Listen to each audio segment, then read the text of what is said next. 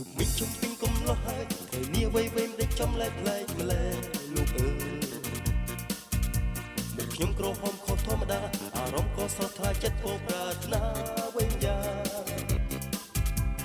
ភ័ក្រមកចំឯចំអន់ថារឹកខ្ញុំបែបទំខ្លួនដើរងាកមើលតែរៀងស្រីស្រីចង់តែដើរវាងចូលចិត្តស្ដាប់តែបទចំរៀងរឿងរ៉ាវស្នេហា